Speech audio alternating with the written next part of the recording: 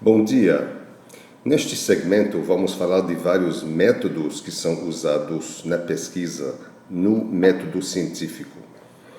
Então lembra que o método científico inclui fazer observações, inclui fazer predições, inclui fazer testes, mas o que queremos falar agora é como é que eu escolho o tipo de observação que eu vou fazer, como eu vou fazer essas observações, quais predições, quais testes eu vou fazer, como é que eu vou conduzir esse laço de dedutivo, indutivo.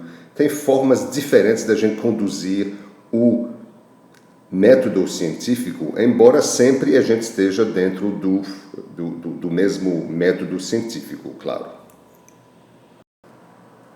Vamos falar mais sobre esses métodos individualmente ao longo da disciplina. A gente vai ter muito mais detalhes sobre cada um deles. Mas, por enquanto, eu quero uma rápida introdução para que você tenha uma visão geral de como o método científico funciona num nível um pouco mais detalhado. Então, o primeiro método é o que a gente chama experimentação. Nós vamos conduzir um experimento. E isso funciona da seguinte forma. No experimento, se você pensa no seu sistema ou o mundo que você está querendo observar, o sistema, a entidade que você quer observar, aqui está o seu sistema.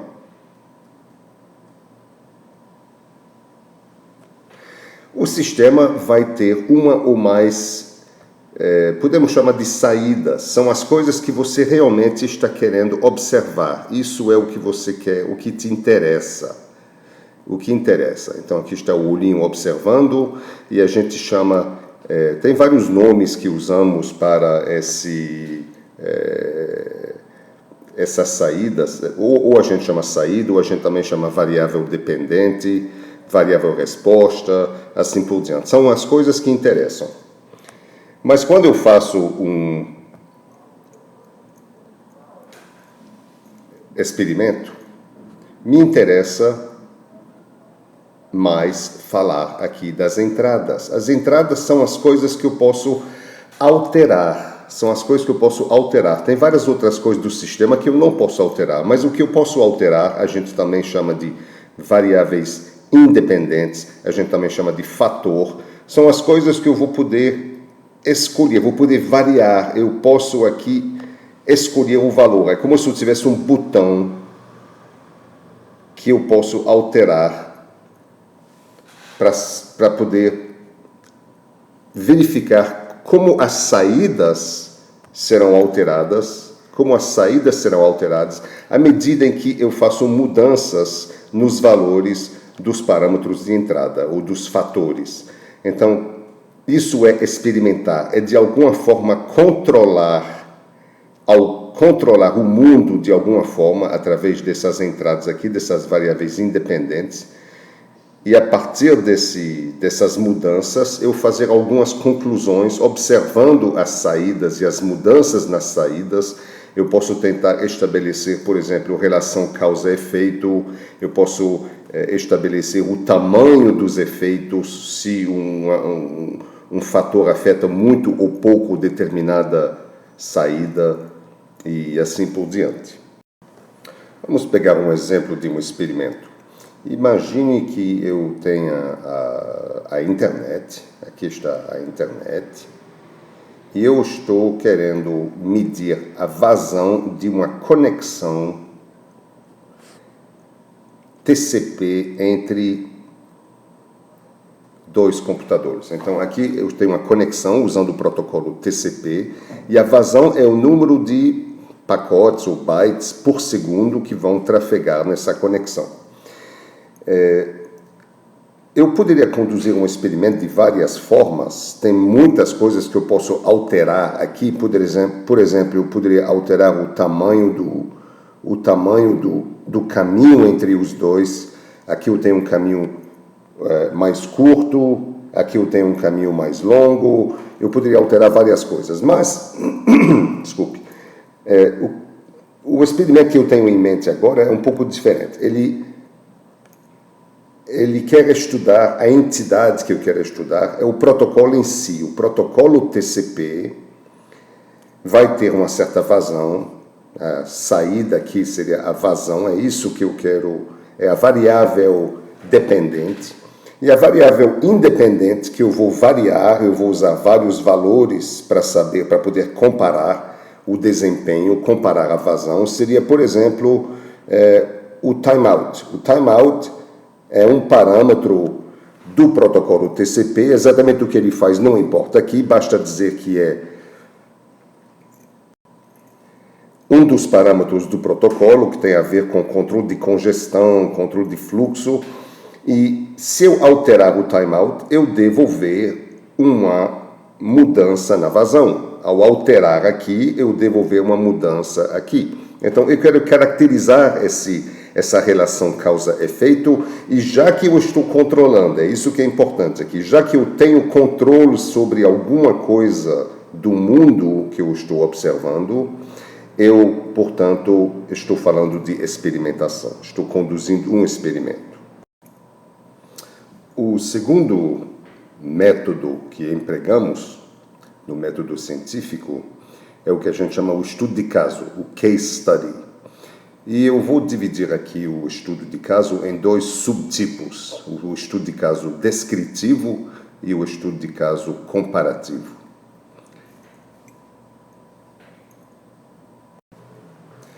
Há duas coisas importantes, duas diferenças importantes entre a experimentação e o estudo de caso.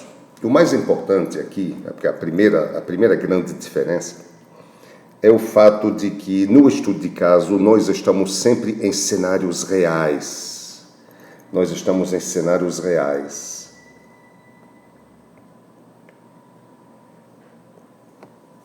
Queremos observar, queremos medir as variáveis de saída. Eu não vou chamar de variáveis dependentes, porque vocês vão ver já por quê. Mas o importante é que eu vou para o mundo real. Eu não vou estar no laboratório, eu não vou estar, por exemplo, se eu quiser fazer um estudo sobre a qualidade de programação de uma equipe de programação, eu não vou fazer isso com alunos em sala de aula, eu não vou fazer isso com um toy problem, eu vou para uma empresa real, dentro de um contexto real, para tentar capturar todas as características desse ambiente, desse cenário, desse contexto, para conduzir o meu estudo. Então, a gente chama isso um estudo de caso. Como exemplo, imagine que eu quisesse observar uma equipe de programação, para observar o seu desempenho, por exemplo, enquanto eles estão usando, ou a equipe está usando um certo processo de desenvolvimento, eu quero observar qualidade, desempenho, produtividade, nível de bugs e assim por diante. Eu faria isso dentro de uma empresa real, dentro de um projeto de desenvolvimento real. A segunda grande diferença entre a experimentação e o estudo de caso é que, neste caso aqui, no estudo de caso, não há controle, eu não tenho uma variável,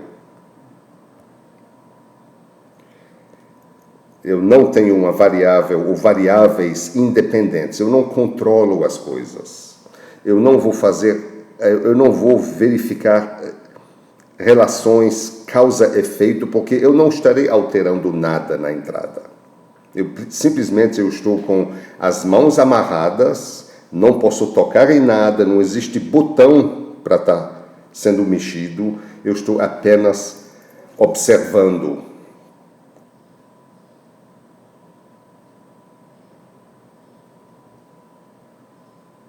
Apenas observando. Mas lembre que eu estou dentro de um método científico, então com as minhas observações eu farei hipóteses e eu farei testes, tudo continua no método científico normalmente. O segundo tipo de estudo de caso, subtipo, é o estudo de caso comparativo. Continua sendo um estudo de caso, portanto eu não estou controlando, não estou alterando fatores, Não é um experimento, é um estudo de caso, apenas com observação, só que eu vou querer determinar, quantificar relacionamentos usando tratamentos diferentes. Tratamentos diferentes. O que significa isso? Significa que eu vou conduzir um estudo de caso em duas situações diferentes. Embora eu não esteja controlando variáveis independentes, eu tenho duas situações diferentes de alguma forma. Em ambos os casos eu estou observando e eu vou querer comparar o que acontece nesses dois casos para determinar e quantificar relacionamentos, se algo é melhor, se uma alternativa é melhor do que outra, mas eu não estou realmente controlando as entradas. É um estudo de caso de um tipo muito mais incomum, justamente porque é difícil a gente achar duas situações que eu possa controlar enquanto eu estou com as mãos amarradas. Como exemplo, vamos supor que eu queira comparar em ambiente real. O ambiente real é importante para mim porque eu acho que fazer uma comparação como essa que eu quero fazer em ambiente de laboratório, com uma turma de alunos, etc., não vai funcionar. Eu quero um ambiente real e eu quero comparar dois processos de desenvolvimento. Eu quero comparar duas formas de fazer software. Uma, por exemplo, que se chama RUP, uma outra que se chama Scrum, que são dois processos de desenvolvimento bastante usados hoje em dia.